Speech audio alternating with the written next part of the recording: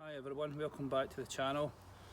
Last week I'd done a chop off against the BUSSE Ash 2, the Bat River Bravo 3, a custom made Seax knife by my mate Andy, and the scrapyard 1311. And I actually had this, my tramontina, which has been modified, out with me on that day. I actually forgot to put it in the test, and I was asked by one of my subscribers, whose name I've actually forgot at the moment, but hopefully I should be able to put that in, if I could do the test on the same piece of wood and using the machete that I've had modified. So here we go then.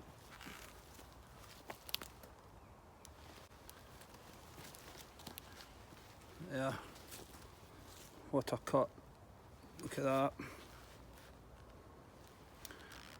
Probably the best out of them all when it comes to the depth of cut.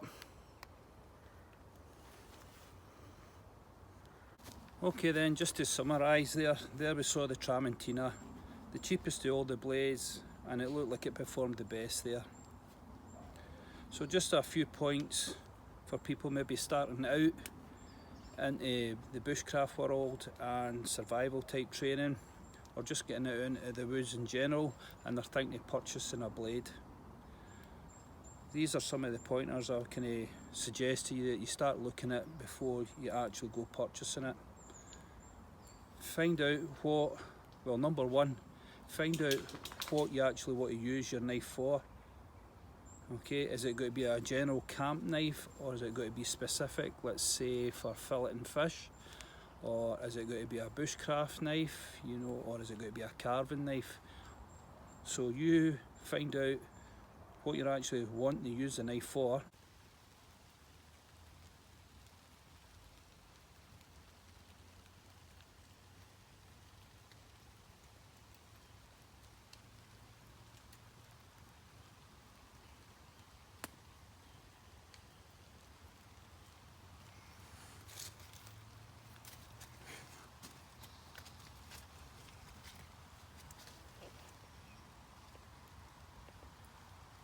Then from there, what I suggest is buy the best quality that you actually can afford, even if that means you need to save up for it. Right, so that's something else to take into consideration, and I've had to do that on many occasions, get a wee tin, put the money in it, and just gradually save it up over the year till I could afford it, and got myself a decent quality knife. Because what I find is when you buy the cheap stuff, you only get what you pay for, especially if you're hard on your knives like I am, and it basically just doesn't pay off in the long run. So the best quality knife you can afford, the climate and the locations you're going to be using it. If you're going to be using it in the jungle, it's going to be different again. In the Arctic, it's going to need to take some other considerations like the grip. Like I like my fall Niven knives because of the rubber handles for the thermal properties. My jacket knives got the same. I like when I'm out in the snow using these types of knives. If it's a damp environment, for talking sake, we'll lean more towards the stainless steel knives because they've got a tendency to look after themselves better and they don't rust as bad as the high carbon steel blades. So the types of steels also, if you're going to be working with soft vegetation, you can get away with lower quality steels. If you're going to be working with a lot of hardwoods like I do, well, you want a better quality steel. One of the biggest things I've found over the years, if you can't afford to pay for high quality knives, is to take the geometry into consideration then. The type edge, is it fit for purpose? So for talking sake, if you're out doing the bushcrafting, a lot of people like the Scandi because they do a lot of carving of wood and feather sticks and stuff like that, and it's good at slicing. You start battening with really hard woods, this is when you start to get the problem. So like on the apex of the Scandi, it's very fine, it comes up to a sharp point, so you want more metal behind the edge when it comes to heavy use such as battening. So I suggest a convex edge, so it can take a lot more punishment. So let's say this is the Scandi edge coming up sharp like this, and the convex would be more like this, rounded with a lot more metal under here behind the edge for harder impacts such as battening or chopping into heavy woods. The tempering or the heat treatment, that goes a long way when it comes to heavy use of your knife. Now you see all these tests on YouTube, like paper cutting. That basically just shows you how the sharpness or the level of sharpness of the blade, and then you'll go to cardboard cutting, where this shows you the edge holding capability. And then the other one I see a lot of is rope cutting, and that just shows you the edge holding capability and the type of edge it's put on it that's required to cut through the ropes. Usually it's hemp rope.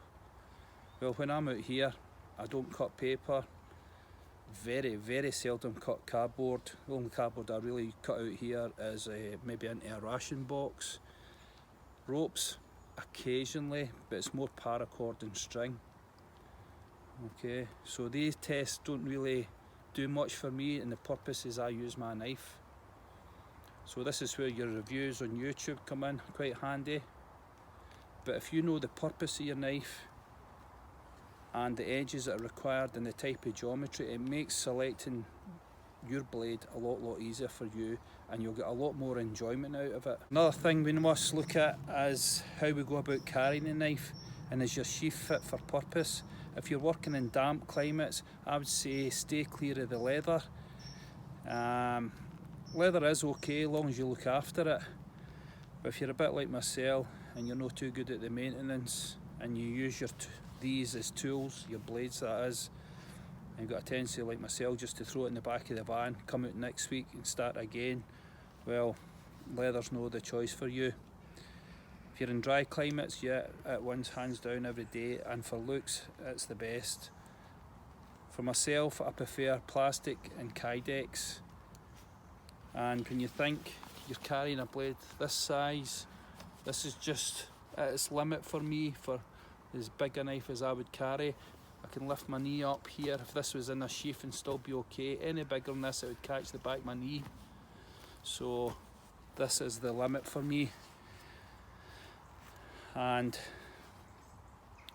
definitely spend a bit of time researching the knife you're thinking of purchasing. Is the sheath fit for purpose? There's just a couple of points and just a wee rant today, but there we go, £12 for this, and it appears to have done the best in the chopping test, so hopefully that satisfied all your curiosities to how good the tramontina can be when modified.